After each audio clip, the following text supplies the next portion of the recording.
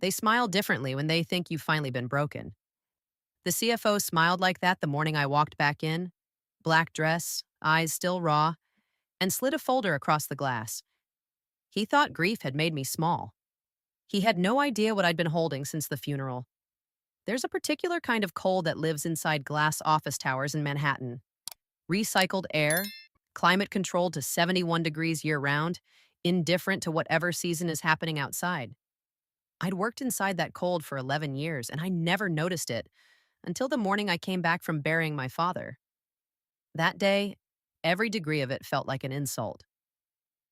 My name is Catherine Mercer, and I was the head of compliance at Haller and Whitfield, a mid-cap asset management firm wedged into 31 floors of a financial district tower with views of the East River and a lobby that smelled like money and lilies. I was 38 years old. I had spent more nights in that building than in my own apartment in Tribeca. I knew where the bodies were buried, not literally, but in the way compliance officers always do. I knew which trades had been backdated before I cleaned them up. I knew which expense reports had been quietly shredded. I knew exactly how the firm stayed inside the lines the SEC drew, because I was the one who drew our side of them. What nobody at Haller and Whitfield knew, what I had kept folded in the bottom of my bag like a loaded thing, was the envelope. Cream-colored, heavy stock, embossed with the seal of a white shoe law firm in Midtown. My father's estate counsel had handed it to me 3 days earlier after the service, when my eyes were still swollen and I could barely hold a coffee cup steady.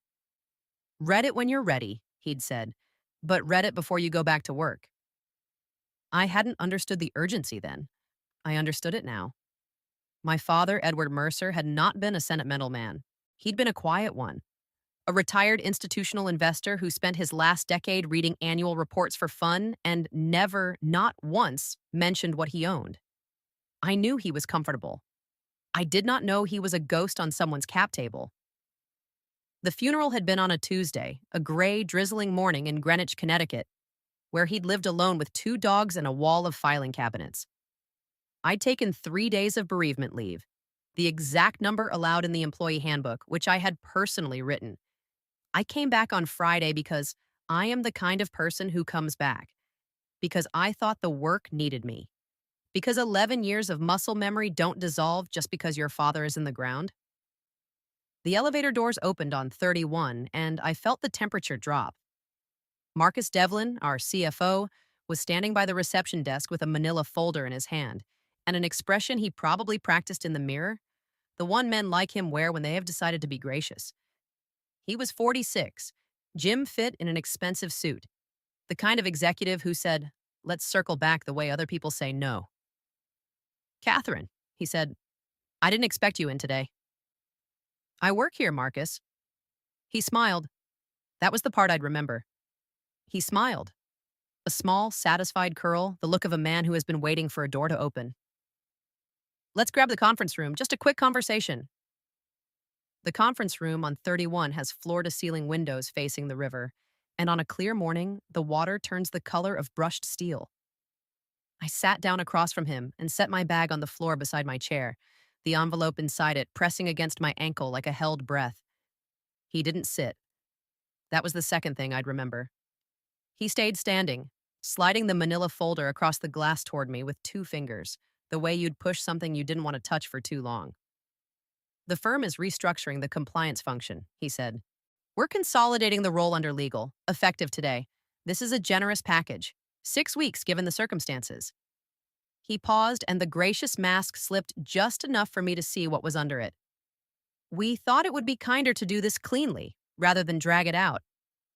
Given the circumstances, he meant my father. He meant, "We waited until you were soft." I looked at the folder. I did not open it. 11 years of reading documents had taught me that the most important information is rarely on the first page. It's in the timing, the choreography, the things people do instead of the things they say. And what Marcus Devlin had just told me, without meaning to, was that this had been decided while I was at a graveside. The paperwork was already drafted. HR was already looped in. They had used my 3 days of bereavement leave I had written into the handbook myself, as the window to remove the one person in the building who knew where every line was drawn. Who signed off on eliminating the compliance role? I asked. My voice came out level. I was almost surprised by it. A flicker. The decision was made at the executive level. That's not what I asked. Catherine. The warmth was gone now. Let's not make this difficult. Clean out your desk by noon. Building security will help you with anything personal. He buttoned his jacket, a small final gesture, the corporate equivalent of a man dusting off his hands. I really am sorry about your father. He must have been a good man. He had no idea. That was the thing that almost made me laugh, sitting there in the cold with my eyes still raw. He had no idea who my father was. Neither did I, fully. Not yet. But I had the envelope. And I had 11 years of knowing exactly how a firm like this fell apart when the right document landed on the right desk at the right hour. I picked up my bag. I left the folder on the glass, unopened, facing him. I'll be out by noon, I said. And as I walked back down the cold hallway toward an office that was no longer mine, I felt the envelope shift against my hip. And for the first time since the funeral, something in my chest that wasn't grief. It was the quiet, terrible patience of someone who has just been handed a reason. What Marcus Devlin didn't know, what none of them knew, was whose name was waiting inside that cream-colored envelope. And by the time they found out, it would already be far, far too late. I did not open the envelope at my desk. I waited until I was home. My apartment in Tribeca, windows facing a slice of cast-iron rooftops, the radiator ticking the way it always did in early March. I made tea I didn't drink. I sat at the kitchen table and slid one finger under the heavy flap, and I read what my father had been holding in silence for years. It was a trust document. 41 pages, dense with the kind of language I'd spent my career translating. But the operative facts sat right there on page 3, and I read them 4 times before they stopped swimming. The Edward Mercer Revocable Trust held, among a portfolio I would spend weeks understanding, a controlling block of preferred shares in a privately held entity called Whitfield Holdings LP. Whitfield Holdings LP was the parent that sat above the management company. Whitfield Holdings LP, in plain English, owned the controlling economic interest in Halloran Whitfield. My father had been the silent anchor investor, the patient capital the founders bragged about in pitch decks. The name nobody said out loud because he'd structured it that way on purpose, through layers of LP interests and a nominee arrangement that kept his identity off every public filing. And upon his death, the trust passed to a single beneficiary with sole authority over the LP interest. Me. I set the pages down very carefully, the way you set down something that might break. Outside, a delivery truck idled and a dog barked somewhere below. Inside, the math reassembled itself in my head. Slow and merciless, Marcus Devlin had fired the head of compliance and the controlling owner of the firm in the same 40-second sentence, and he'd done it while smiling because he thought he was being kind. I want to be honest about what I felt, because the easy version of this story is rage, and rage isn't what came. What came was something quieter and more useful. I'd spent 11 years watching men make decisions in rooms I wasn't invited into, watching them assume that whoever held the title held the power. My father had taught me the opposite without ever saying it. Power isn't the chair you sit in.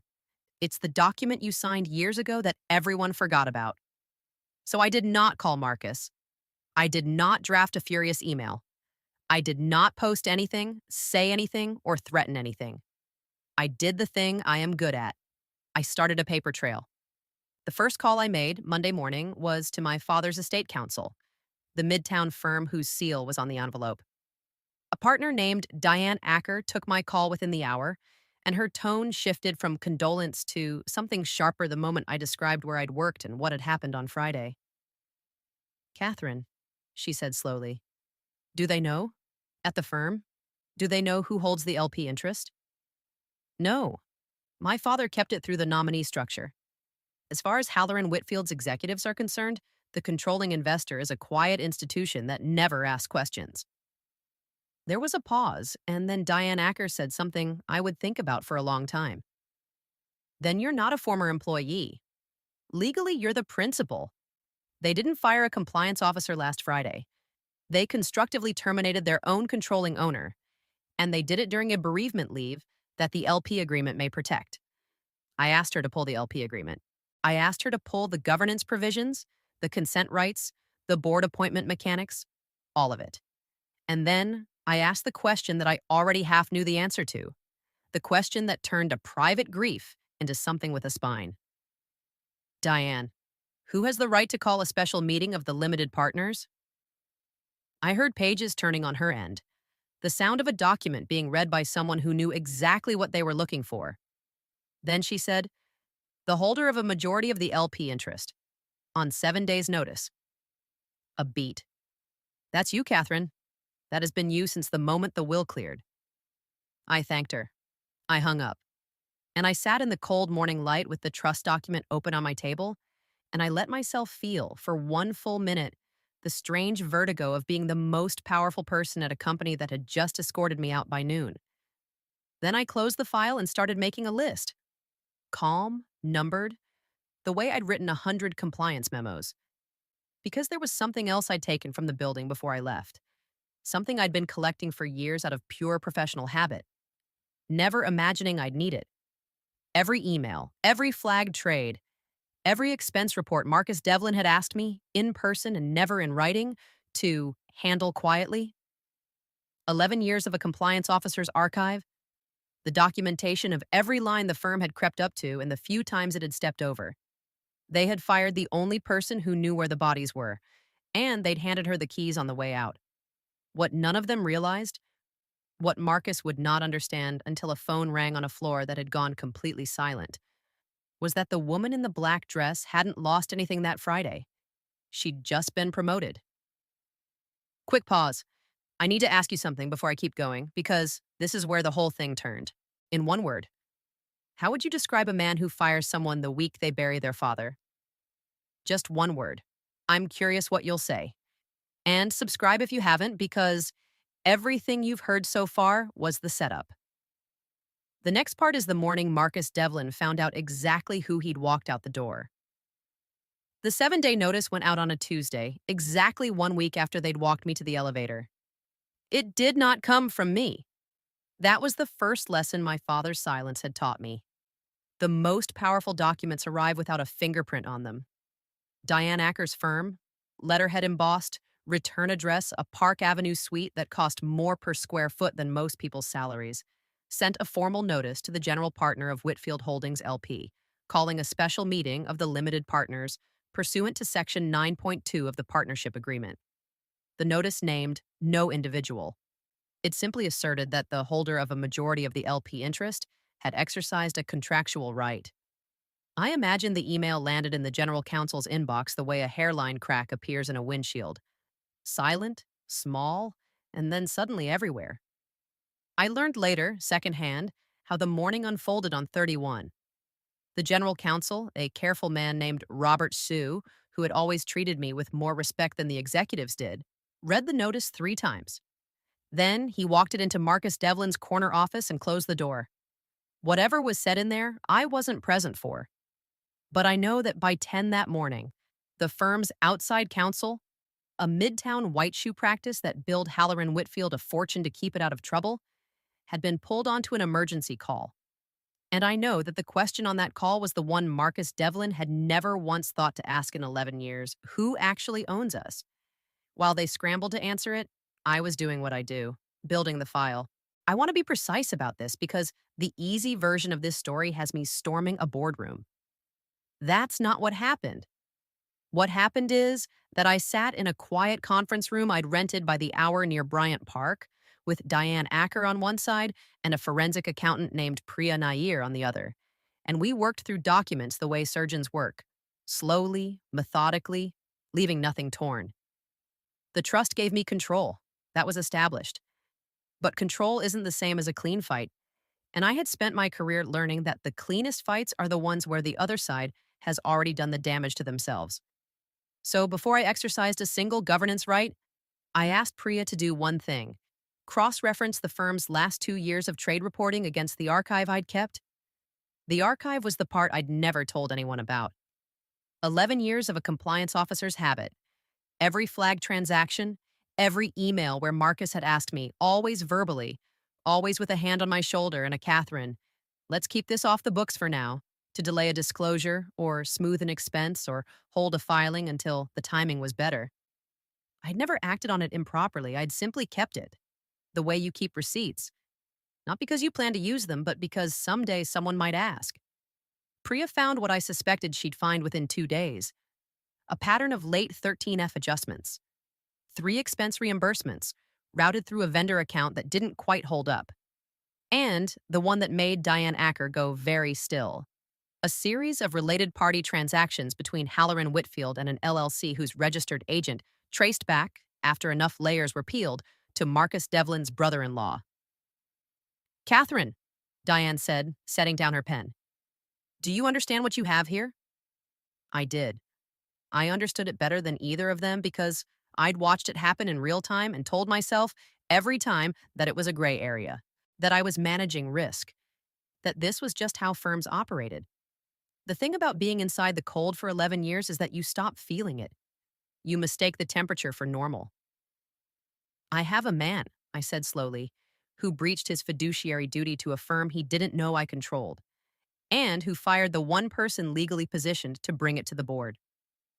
To bring it to the board, Diane corrected gently, or to the SEC. That word sat in the room for a moment. SEC. I'd spent my whole career as the wall between this firm and that acronym. Now I was the one holding the door. I did not want to be reckless. That's the part I need you to understand. I had no interest in burning the firm to the ground. My father had built his quiet position in it over a decade. There were 400 people in that building who'd done nothing wrong, who'd reported to managers who never saw any of this. Scorched earth would have been emotional, and emotional was the one thing I had promised myself I would not be. So I made a different choice. I instructed Diane to prepare 2 parallel tracks. The first, a formal exercise of my consent rights as majority LP, demanding a full forensic audit by an independent Big Four firm, Deloitte, as it turned out, with a mandate to review every related party transaction for the prior 36 months. The second, held in reserve, sealed, ready. A whistleblower submission under SOX Section 806 and the Dodd-Frank provisions, documenting everything in the archive, to be filed only if the firm tried to bury the audit or retaliate. One track was a scalpel, the other was insurance. And then I did the thing that I think frightened them most in the end, because it was the thing they could not negotiate with. I did nothing else. I let the 7-day clock run. I let them spend their nights wondering who I was, while their outside counsel quietly confirmed, document by document, that the notice was valid, that the LP interest was real, and that whoever held it could replace the general partner's representatives on the board with a single written consent. On the 5th night, my phone rang. A number I didn't recognize, a 212 area code. I let it go to voicemail.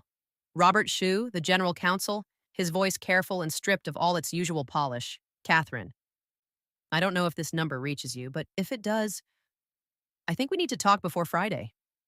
Some things have come to light. I'd rather you hear them from me. I listened to it twice. Then I set the phone face down on the table, the way I'd left a manila folder face down on a sheet of glass a week before. Because by then I understood something Marcus Devlin still didn't. The audit wasn't the threat. The whistleblower file wasn't the threat. I was not the threat at all. The threat was that the cold building had been running on the assumption that no one was watching. And the one person who had been watching, taking notes for 11 years, was now the only person in the room with the authority to turn the lights on. And on Friday, when the special meeting convened, they were going to find out exactly whose name had been on the wall the whole time. Friday came in cold and clear, a hard February bright light off the East River that made the glass tower look like it was carved from ice. The special meeting of the limited partners convened at 9 a.m. in the firm's largest conference room, the one on 31 with the river view. The same room where Marcus Devlin had slid a folder across the glass and told me it would be kinder to do this cleanly. I was not in the room when it began. That was deliberate. The notice had specified that the majority LP holder would attend by representative, and Diane Acker walked in first. Park Avenue suit, a slim leather folio, the calm of someone who has done this 100 times and lost it none. Behind her, two associates carrying banker's boxes. The room had filled with people who outranked me a week ago. Marcus, Robert Sue, the firm's two founding partners, the outside counsel in matched gray, and the general partner's two board representatives who had governed Haller and Whitfield as though they owned it, because no one had ever told them they didn't. I know how it began because Robert Sue told me afterward, and because Diane is precise. She set her folio on the glass, declined the coffee, and said, "Before we proceed, my client has asked me to confirm the firm's understanding of the ownership structure. For the record, Marcus, I'm told, tried to take control of the room the way he always did. We're all aware of the LP arrangement. Let's not turn a governance formality into theater." "Then you'll know," Diane said, opening the folio, "that the controlling LP interest in Whitfield Holdings was held in nominee for the Edward Mercer Revocable Trust, and that upon Mr. Mercer's death 3 weeks ago, that interest passed in full to a single beneficiary, who now holds it directly." The outside counsel, the expensive one, leaned forward at that because expensive counsel had spent 4 days confirming exactly this and had presumably hoped to be wrong. Diane slid a document across the glass, the same gesture Marcus had used on me. I've always loved that she did it that way.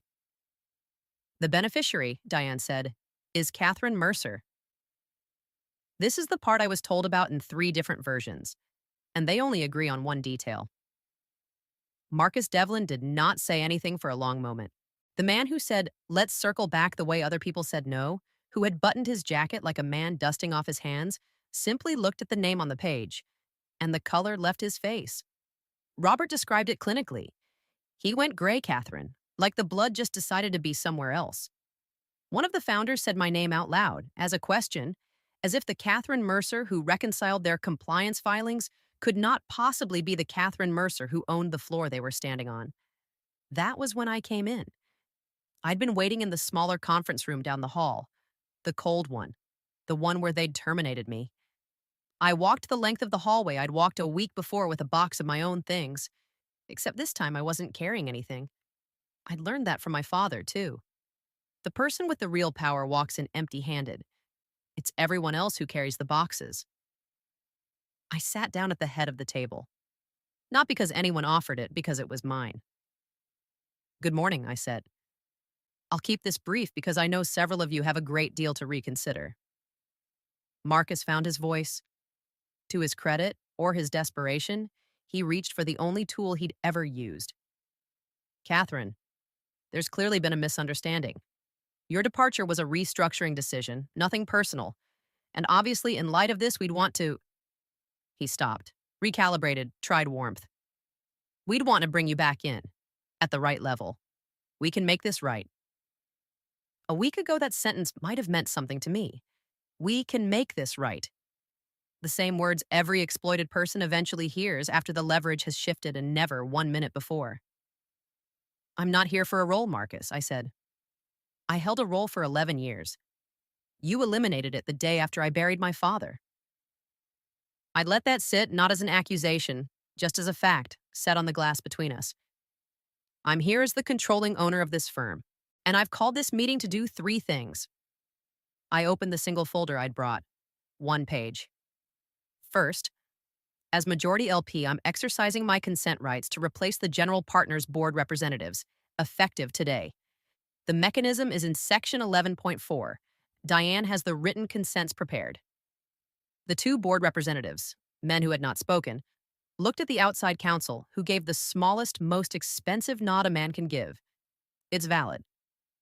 "Second, I've commissioned an independent forensic audit of all related party transactions for the past 36 months. Deloitte begins Monday. Full access, no exceptions." I did not look at Marcus when I said it. I didn't have to. I'd already seen what Priya found, and so, by the silence in the room, had at least one other person at that table. I'd encourage everyone to cooperate fully. The firms that survive findings like these are the ones that don't try to manage them. The third thing I kept simplest because it was the only part I wanted Marcus to hear without anything around it. "Third, the CFO is suspended pending the audit, effective now." He stood up. Not fast, slow, the way a man stands when his body is moving before his mind has agreed to it. You don't have the authority to.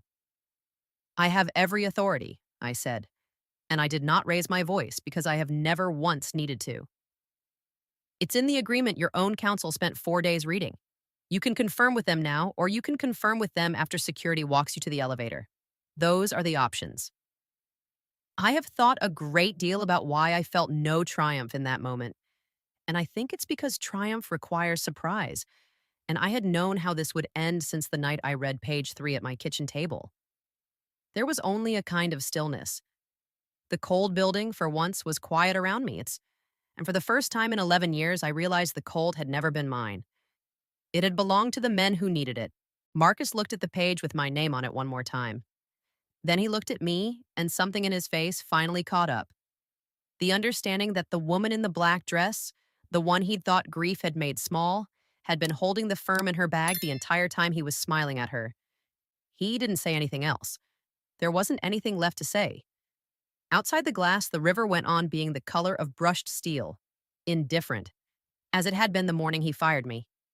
But the room had changed, and by the time the meeting ended and the doors opened, the news had already started moving down through the building floor by floor, the way cold air sinks, until the entire 31st floor and then the one below it had gone completely, perfectly silent. The audit took 11 weeks. I found a quiet symmetry in that number. 11 weeks to unwind what 11 years had built, though I didn't go looking for it. Deloitte's forensic team set up in a windowless room on 29 and worked the way I'd taught my own people to work. Slowly, methodically, leaving nothing torn. I gave them everything.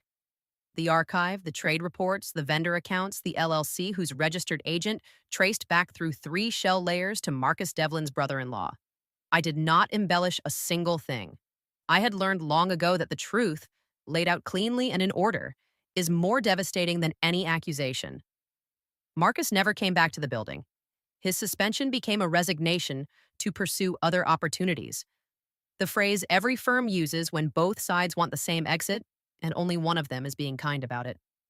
The audit findings went to the reconstituted board first, then, on Diane's counsel and my decision, to the SEC in a controlled disclosure rather than a whistleblower bomb. I want to be honest about why. I could have detonated it. The sealed Section 806 file sat in Diane's safe the entire time, ready. But 400 people worked in that building who had done nothing, and a controlled disclosure let the firm survive the findings instead of dying from them. The related party transactions were unwound. Restitution was made. 2 other executives who had known and stayed quiet took their own quiet exits. Marcus settled with the SEC the following autumn, a bar from serving as an officer or director of a public company, a financial penalty, no admission, no prison. People asked me later whether that was enough, whether I wanted more. I understood the question. There is a version of this story where I wanted to watch him ruined, where the satisfaction was in the size of his fall, but I'd buried my father in February, and grief teaches you something about the difference between justice and appetite. I didn't need him destroyed. I needed him gone and the firm clean, and my father's quiet decade of patient capital protected. I got all 3. What surprised me was Robert Shue, the general counsel who'd left me that careful voicemail on the 5th night. I'd rather you hear them from me turned out to be the one person on 31 who'd been keeping his own quiet file for the same reason I'd kept mine. We never planned anything together. We'd simply both been watching the same room from opposite corners. When the board reconstituted, I asked him to stay. He did. I did not become CEO. I want to say that plainly because the easy ending has me taking the chair, walking into Marcus's corner office and making it mine. I thought about it. And then I thought about the thing my father had understood that nobody at Halloran Whitfield ever did. Power isn't the chair. It's the document. I held the controlling LP interest. I appointed the board. I set the mandate. I did not need a title to do any of it, and titles, I'd learned, are mostly a way of making yourself a target. I took a board seat. I hired a CEO from outside, a woman named Grace Whitmore who'd spent 15 years being underestimated at a competitor, and who understood, the way I did, that the cold in those buildings belongs to whoever decides it should. I think about the morning he fired me more than I expected to, not with anger anymore. The anger burned off somewhere in the 11 weeks. I think about the smile, the small, satisfied curl of a man who believed grief had made me small enough to remove cleanly, who said he must have been a good man about a father whose name was on the wall of the very building he was standing in. Marcus Devlin spent 11 years assuming that whoever held the title held the power. He never once asked who held the paper. And the woman he walked to the elevator at noon, the one in the black dress with the cream-colored envelope pressing against her ankle, had been the answer the whole time. My father never told me what he owned. I used to be hurt by that. The silence, the filing cabinets, the decade of annual reports read alone with 2 dogs in Greenwich. I'm not anymore. He wasn't hiding it from me. He was teaching me, the only way a quiet man knows how, that the strongest position in any room is the one nobody knows you're holding. He left me a controlling interest in a firm, but the thing he actually left me was the patience to use it correctly. The estate is settled now. The firm is clean. The 31st floor is warmer than it used to be. Grace had the building services adjust the temperature her first week, a small thing. The kind of small thing that tells 400 people the rules have changed. I keep my father's envelope in a drawer at home. I take it out sometimes, the heavy cream stock, the embossed seal, and I read page 3 again, just to remember the vertigo of that first night, the moment the world turned over. They fired me the day I came back from my father's funeral. The CFO was smiling. He didn't know whose name was in the will I was carrying in my bag. By morning, the whole floor had gone silent. It has never quite stopped being quiet since, but it's a different silence now. The kind that settles over a room when everyone in it finally understands who was holding the door the entire time,